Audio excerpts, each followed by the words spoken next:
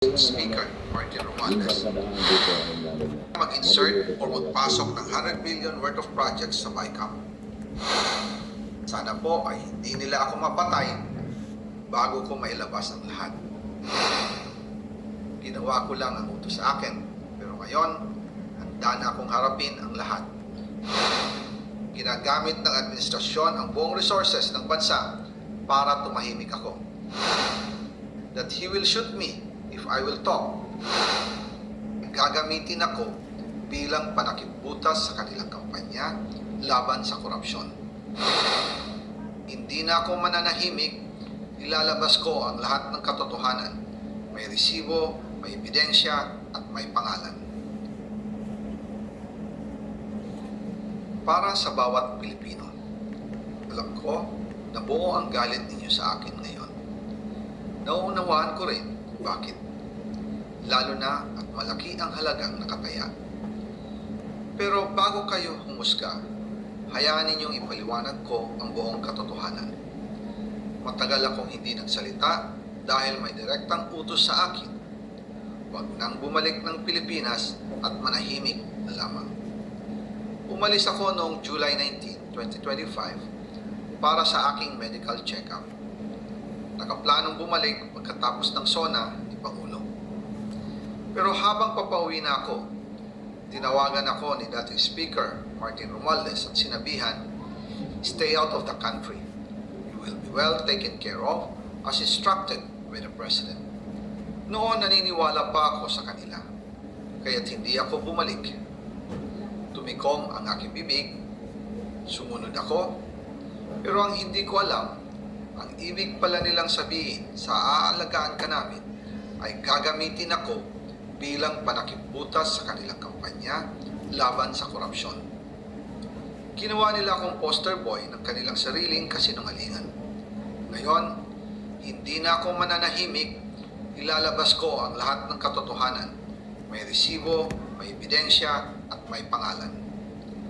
Nagsimula ito nung tumawag si Sekmina Pangandaman sa akin nung nag-umpisa ang BICAM process last year, 2024. Ang sabi niya, katatapos lang ng meeting nila ni Pangulo at may instructions na mag-insert o magpasok ng 100 billion worth of projects sa BICAM. At sinabi pa ni Sekmina, you can confirm with Yusek Adrian Bersamin dahil magkasama sila sa meeting ni Pangulong BBM noong araw na yon.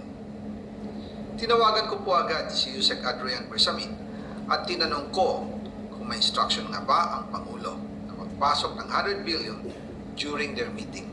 Ang sabi niya ay totoo nga po. Right after our conversation, tinawagan ko po si dating Speaker Martin Romualdez at nireport ko ang instructions ng Presidente to insert the 100 billion projects. At sinabi niya sa akin, what the President wants, he gets. After ng ilang araw, nag-set po ng meeting si Sekmina Pangandaman at Yusek Adrian Bersamin sa amin ni dating Speaker Martin Romualdez sa Aguado Building in front of Gate 4 ng Malacanang at nandun din po si Yusek Jojo Cadiz. During the meeting, binigay po ni Yusek Adrian Bersamin ang listahan na worth 100 billion. Tinanong ko po si Yusek Adrian kung saan galing ang listahan. Ang sagot niya, galing kay PBBM mismo at binigay niya ito mula sa brown leather bag. Nung sinabi po ni Yusek Adrian Bersamin, yung brown leather bag, naalala ko noong nasa Singapore kami right after the elections of May 2022 sa Hilton Hotel, kami ni dating Speaker Martin and PBBM habang pauwi at pabalik ng Pilipinas, hinabol ng PSG ang brown leather bag at ang sabi ni PBBM, maiwan na lahat, wag lang ang brown leather bag. Kaya naniwala ako na utos talaga ito ng Pangulo. Pagkatapos ng ilang araw, I informed sina dating Speaker Martin Romualdez, Sekmina Pangandaman, Yusek Adrian Bersamin, and Yusek Jojo Cadiz na kung pwede 50 billion lang ang ipasok sa program funds dahil so sobra ang DPWH funds versus sa DepEd. In practice, hindi pwede na mas malaki ang budget ng DPWH kaysa edukasyon. And yung balance na 50 billion, ilagay na lang sa program funds for the 2025 budget. dahil Office of the President din ang nagre-release ng lahat ng unprogrammed funds. Pagkatapos ng isang araw, tinawagan ako ni Sec Mina at sinabi ang mensahe ng Pangulo. Ipasok ninyo yan dahil pinangako na sa akin ni Speaker Martin yan at hindi na pwedeng baguhin. Kumbaga, ang utos ng hari hindi pwedeng mabali. Again, I informed the Speaker and asked clearance about the instructions ng Pangulo. At ang sabi niya, wala tayong magagawa.